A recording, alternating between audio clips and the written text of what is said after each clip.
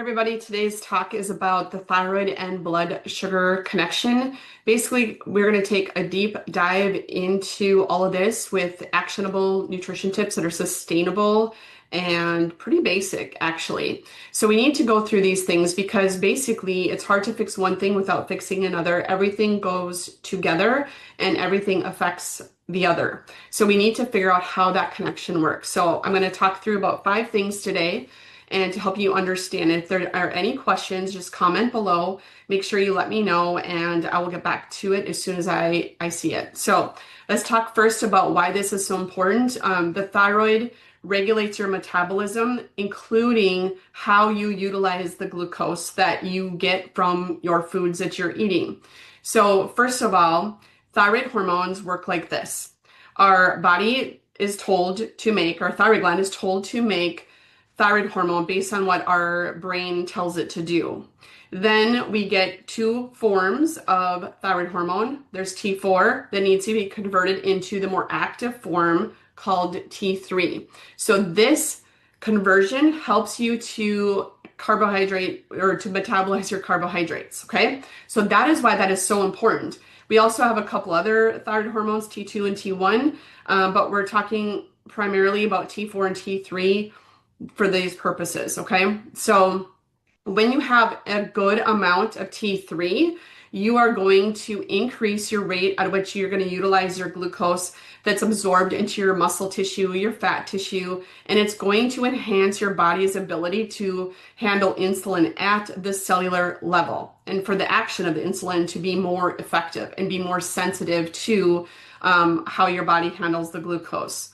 So maybe I should backtrack a little bit and give you an example of how glucose and insulin interact. Okay, so the common example I give people is that when you eat something that's carbohydrate, whether that is something we consider to be a healthy food or if we consider it to be junk food, it really doesn't matter. Any carbohydrate is going to convert into glucose, right? It's broken down and it converts into this type of sugar called glucose. When your glucose is elevated, it's what's elevated in your blood sugar. It becomes the glucose elevated in your blood. Then that signals your pancreas to release insulin to go out and handle and deal with the glucose that's elevated in your bloodstream to shuttle it into the cells and tissues of the body. And one of the biggest tissues that deals with that is going to be your muscle, which is why that's so important to keep your muscle going too. All right, so when you have that happening, that is the normal process. But if you are bombarding yourself with all kinds of junk carbohydrates, ultra-processed foods, and you have a sluggish thyroid conversion from T4 to T3, you're going to exacerbate that problem and have this chronically elevated glucose and eventually end up with a type 2 diabetes diagnosis, if not a prediabetes, prior to that. So we need to really figure out how to get all these things working together. So in addition to the glucose utilization that's supported by thyroid function, if you have a low thyroid function, you're going to have low motility in your GI tract. This alone can also blunt glucose absorption, but it's interesting because it will actually end up by keeping your spikes higher and having delayed digestion. I'll keep those spikes higher for longer. And so that recovery of your glucose into a normal level after you eat is just going to be slower. That keeps your insulin levels elevated as well. Also, if you have low thyroid function, you also have low mitochondria function. So mitochondria are those powerhouses, those batteries in your cells, specifically in your muscles and your liver. They have tons of mitochondria. If you have less mitochondrial activity, you also have less ability to burn glucose. There remains more blood glucose in your circulation, okay? So then it's constantly having to be dealt with. This drives inflammation. I'll talk about that in just a second. So one of the ways you can help combat this just with some food and nutrition interventions is making sure to prioritize whole foods as much as possible rather than relying on processed packaged, frozen, ultra processed packaged meals. that is going to do nothing for helping support this process. So if, for example, you're going out to fast food restaurants a few times a week, try to do it one time a week less. If you are eating frozen pizzas 3 times a week, try to make some homemade pizza instead, like actual homemade pizza. Just make little changes like that. They add up over time, make it a cumulative effect, and just keep doing things that are better for you, eating more whole foods more often. Always combine your carbohydrates with a protein and a fat and or a fat, depending on what it is. This will help slow the absorption of the glucose so that you won't have these crazy spikes.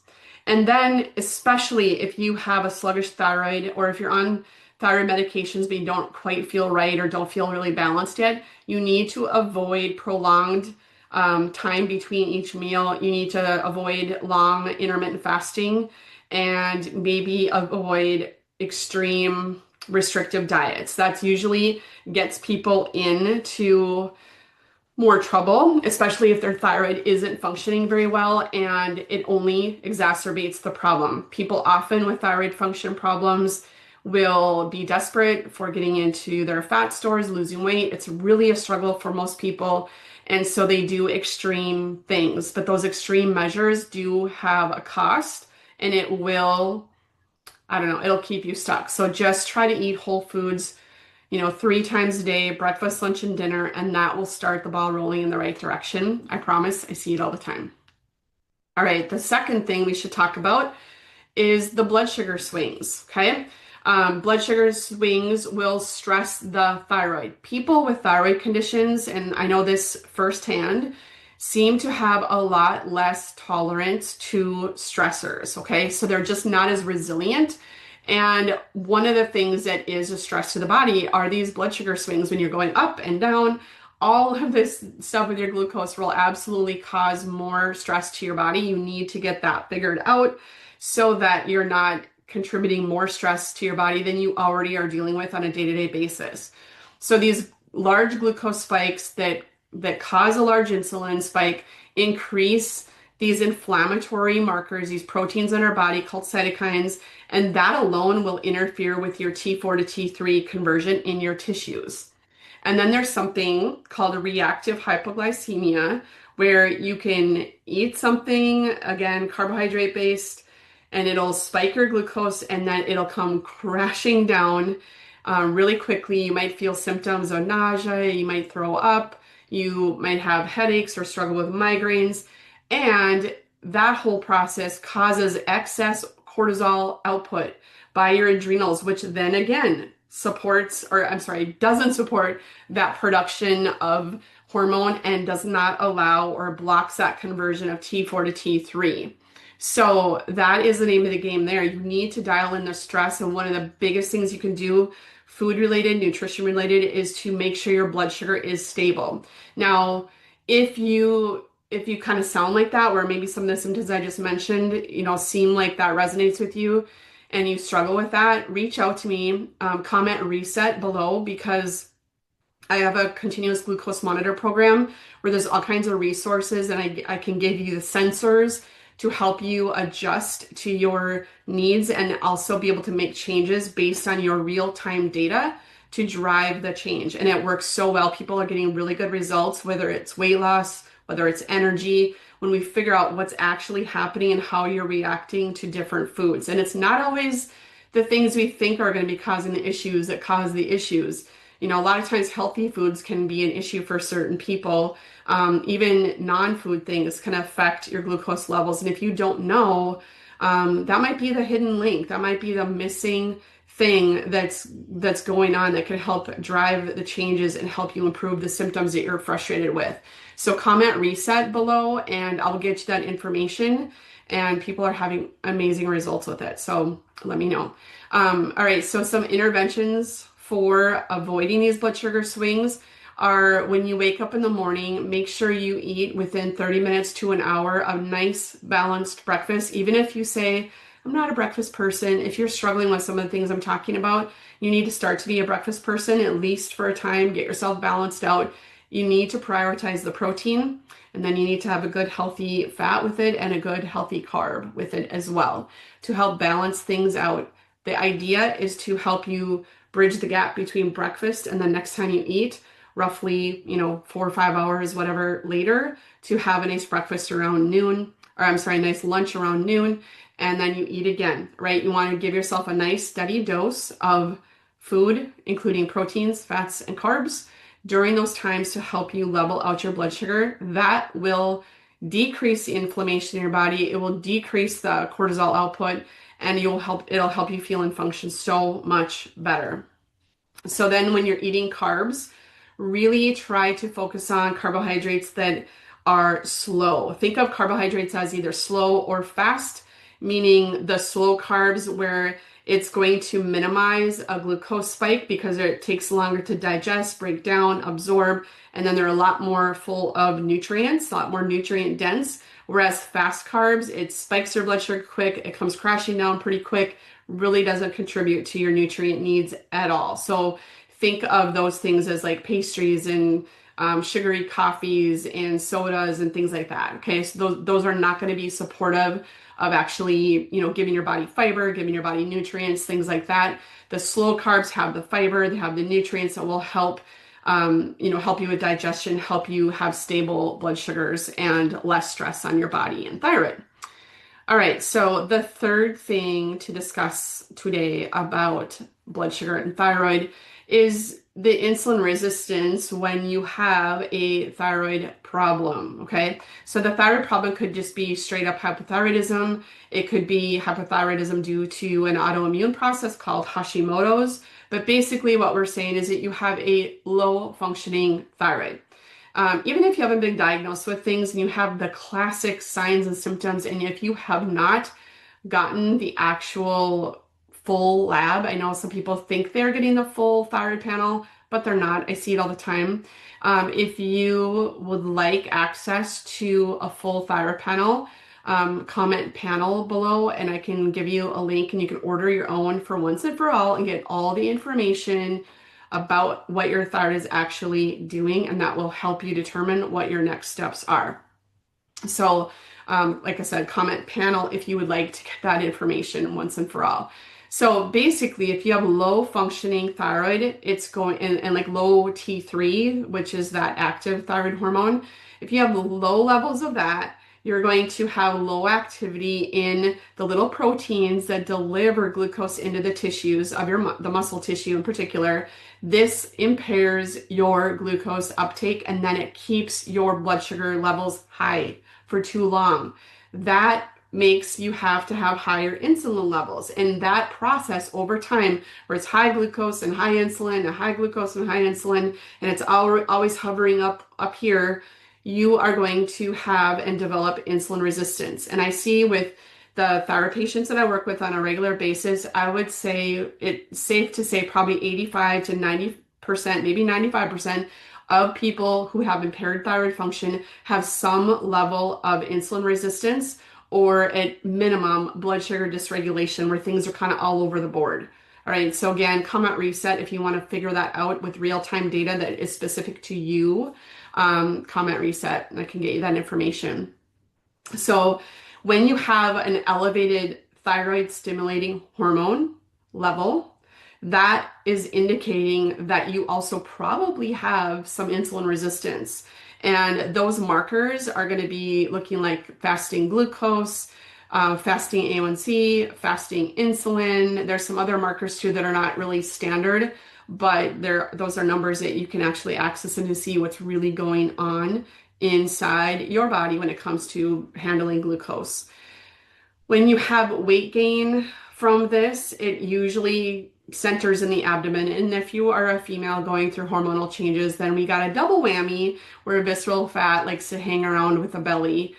So we need to I won't go into this too much, but basically we need to make sure we maintain our skeletal muscle, build that skeletal muscle so that kind of thing doesn't happen, right? We need to make sure we have that so our muscles are that metabolic sponge for the glucose. So it will help us to tamp down the visceral fat around that middle that is actually more damaging, and that keeps that insulin resistance kind of thriving. We need to help that, and building your muscle and prioritizing strength training is going to be key critical for making those changes. So dial those kinds of exercises in. Don't only do cardiovascular work. Don't only do running. Don't only do spinning. Don't only do I don't know, step aerobics or whatever types of cardiovascular training that you're doing. You got to put in the strength training in there as well. All right, so food nutrition interventions for promoting the improvement of insulin resistance are going to be prioritizing that protein. I don't know what everybody's goals are here as far as their ideal lean body weight, but you got to have, start with at least 30 to 40 grams of protein at breakfast, lunch, and dinner. And if you need a snack, maybe the snack is about half that size. Make sure that you're eating those whole foods that have the nutrients like chromium or magnesium that help this process as well. Chromium is really important for helping that glucose and insulin work together. And that would include things like green beans and broccoli, and then magnesium-rich foods. Luckily, a lot of these things are found in so many foods. This will help your blood sugar and your insulin sensitivity by including things like pumpkin seeds or pepitas, they're called, spinach, things like that. That will help with that insulin support. And another thing you can do, just an easy thing, most people have this in your pantry, is to make sure you have the apple cider vinegar with the mother. Make your salad dressings from that. You can take a shot of it, like a tablespoon, or start small, maybe like a half teaspoon, and titrate up to the tablespoon. Pair that with your starches. It will help you to blunt post-meal glucose spikes, but it also can help a little bit with breaking down protein, since protein needs acid, hydrochloric acid, and ACV is acidic. So it can help break that down a little bit further if you do struggle with that. So that's kind of a 2-for-1 there. All right, the number 4 thing to deal with is key nutrient deficiencies. There are so many nutrients that are specific to helping your thyroid and your blood sugar, and to help combat the dysregulation of your glucose. And those things, there's 5 of them I would talk about it. There's probably 5 more I could talk about, but today I just want to talk about these. So most people know of and have heard of selenium as it relates to thyroid function, and it is important for helping with that T4 to T3 conversion. It's also a pretty big antioxidant for our body. It protects the pancreas, and which is where your insulin is pumped out from, and it reduces that stress, that oxidative stress in your body, which is damaging over time. So selenium is important. One caveat is that if you are taking supplements like thyroid supplements, sometimes there's selenium in them. Oftentimes there's selenium in them. Make sure that you're not double dosing yourself with, a thyroid supplement that has selenium, and then maybe a multi that might have selenium in it, and then you're eating Brazil nuts, every day. That's probably going to be a little bit too much. So just be mindful of that. 200 micrograms is kind of a therapeutic standard dose of selenium. And that's pretty much all you need. You can have some negative side effects if you get a little bit too much. So just be mindful of that. Zinc, that is really important for helping to produce thyroid hormone. And it is a critical nutrient, a micro mineral, a trace mineral, to help with insulin secretion and the binding of it to the glucose. So zinc is very important for that. It's also plays a part with vitamin A, which is also important in thyroid hormone production, conversion, and things like that. So I'll talk about some of the foods with these things too in a second. But another third deficiency that's common, especially if you are landlocked and don't live and eat out of the sea very often, or fresh at least, is iodine deficiency. So if you don't have iodine or enough of it, it's going to impair your thyroid hormone synthesis. Iodine is one of the minerals, elements literally used to make your T4 and T3. T4 has 4 molecules of iodine connected to it. T3 has 3. Okay, so that is why it is really important for this whole thyroid function. Again, if you are a Hashimoto person and you know this, Sometimes iodine supplementation can exacerbate symptoms. So again, I recommend people be kind of stable and level before actually supplementing with it. If you're eating foods that contain iodine naturally, that's probably the better way to go about it right now, unless you're working with someone to help you with it. But it is critical for thyroid hormone synthesis. All right, the next one I've already kind of referred to a little bit, but magnesium, it is a cofactor in over 300 reactions in your body, and metabolism of glucose is one of the main ones that we hear of, and I see that play out on nutrient deficiency panels. If people have glucose and insulin issues, like there's some insight that that process isn't working very well for them. We also see low magnesium, we see low zinc. That will help, by increasing those levels, it will help their thyroid stimulation hormone, and then the production of the actual thyroid hormone. So it's very important to have magnesium, but there's several forms of magnesium. Don't just go to the drugstore and buy whatever one on the shelf, because chances are it's going to cause some GI upset for you, and it's not going to actually improve your body stores of magnesium. It could be a whole other topic as well. So if you have questions about any of this supplement and any of the other nutrients I'm talking about, just comment with the nutrient you're wondering. So just say magnesium if you want to understand that a little bit better. Tell me zinc if you want to understand that better. Just comment below and I can help you get information, or at least get a really good option for supplement for that should you need it. Then for the foods and nutrition interventions you can add to this would be, I already talked about the Brazil nuts for the selenium, but be mindful again, if you are supplementing with anything else, check your supplements to see what you have in there. You probably don't need to add more to your day of selenium. Sea vegetables are going to be good for iodine. I am not a seaweed type person. I don't eat fish and stuff either, fish or seafood really either. So I would have to supplement with it. Probably don't just use Morton's iodized salt. That's probably not the way we want to get our iodine. I mean, it's a way, but it's not probably the best way. And also you can include lean beef, pumpkin seeds to help with that zinc. There's lean grass-fed beef is going to be really good for getting zinc in. And then when you eat fish, oh, I forgot to talk about vitamin D. Vitamin D is really good for autoimmunity, and you're just balancing out your immune system, and it helps a lot with insulin resistance. And you can probably find it researched and documented with a bunch of other different health conditions. So vitamin D is very important.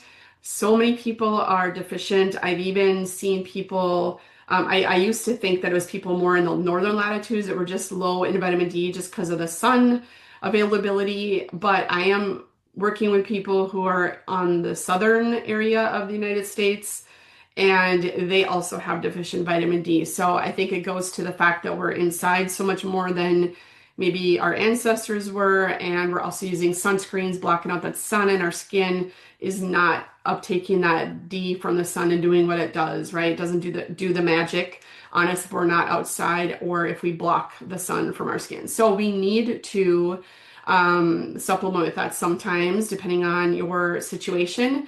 But using fatty fish, and again, I'm not doing that, so I would be supplementing with it a couple times a week. If you want to eat the fatty fish, that's a good way to get it. Plus the omegas are really good for you. And then, if you want to know where your deficiencies actually lie, it's probably a really good idea to get some actual nutrient deficiency testing. I do cellular level testing. I don't do serum testing very often. But when we replenish the deficiencies that we see show up cellularly, people get really good results and start to feel and function so much better.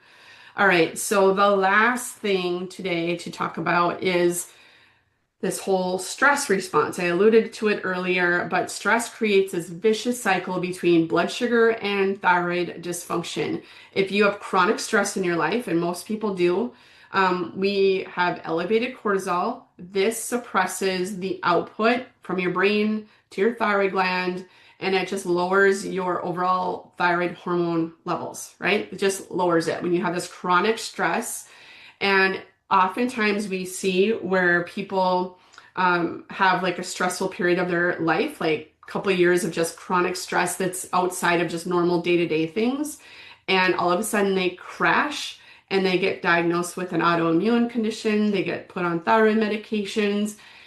Usually it's like the bucket just gets full and it tips over. And that's when the diagnosis usually occurs. And for some people, honestly, it takes 20 years for that to happen. Even though there's signs and symptoms way earlier, that's again where the blood test for getting the full panel can be very helpful and supportive of this, so you don't have to struggle and suffer for very long. All right, so when you have this elevated cortisol, that stress hormone, that also raises your blood sugar. It comes together. That blocks your action of insulin, which is supposed to drive the glucose in your blood down because it puts it in the tissues. And when you have this elevated insulin, this is where we have this adrenal and thyroid competition happening, and our bodies kind of get worn out. It can't deal with both. And so we just perpetuate this loop, and it keeps us with elevated glucose, elevated cortisol, and then our thyroid suffers. And then we get really fatigued, we get really tired, and we gain weight. We can't lose the weight.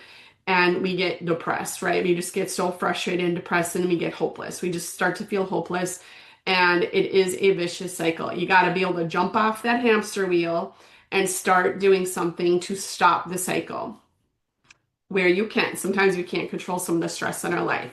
So the best food and nutrition interventions that I recommend for this part of this is really dialing in your whatever you can do to decrease inflammation in your body. So making sure you're including omega-3s, wild salmon, chia seeds, walnuts, olive oil, olive oil will have other omegas in it too, but just healthy whole food diet. So it kind of goes back up to the top where I was talking about primarily eating whole foods. That's going to be really critical for decreasing this inflammation, which just drives that stress and blood sugar problems as well. Using herbal teas like lemon balm, chamomile, sipping on bone broth that are full of minerals, that really helps to reduce the stress response. That helps support those adrenal glands.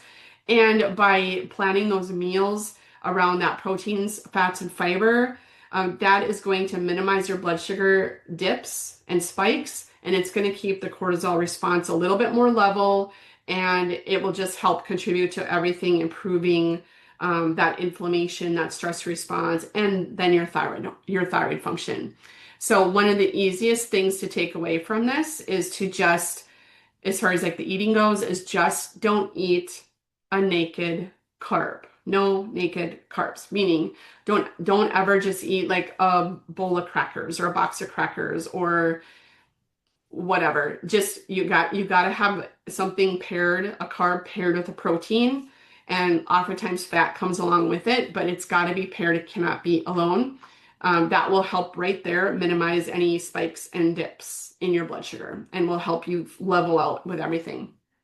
Okay, so just to summarize, as we wrap it up here, eat balanced meals that combine protein, carbohydrates, mostly like fiber-rich carbohydrates, so whole food ones, with healthy fats 3 times a day. And then if you need a snack, have a snack. Just a little bit, it's a little smaller than the meal. Ensure that your thyroid and your glucose regulating nutrients are in check. So if you're eating whole foods, for the most part, you're going to be doing so good for getting those key nutrients in your system that will help power and fuel your body. And then those foods as well will help to reduce inflammation. It will reduce those high sugar foods that cause a bigger glucose spike and insulin response. That will, if you minimize those, that will decrease the stress in all of those systems, the thyroid, the adrenals with the cortisol, and your glucose. So this alone will all help to support your stress resilience. You'll be more tolerant of stress that comes your way if you dial in the nutrition and the lifestyle aspects of things. So that is how all of this is connected. That's why it's important to understand that the thyroid and the blood sugar are tightly woven, tightly connected, and regulated together. And it is important to look at these actionable tips that are pretty basic and simple. Don't do any crazy diets, no restriction, just restriction of the junk foods, right? The ultra processed diet, if that is primarily where you sit with your diet, that needs to change right there. And then everything else will trickle down and come with it. I could help you with tools to, maybe get you there faster. The first one being the continuous glucose monitor program, my glucose reset. That will help you learn so much about what is going on with your body, what's happening inside, and then the changes that you can make to help yourself feel so much better. All right. So that is it for this week. I am going to come back next week with more information, topics that you might want to hear. If you want to message me, let me know and I can help with that. And other than that,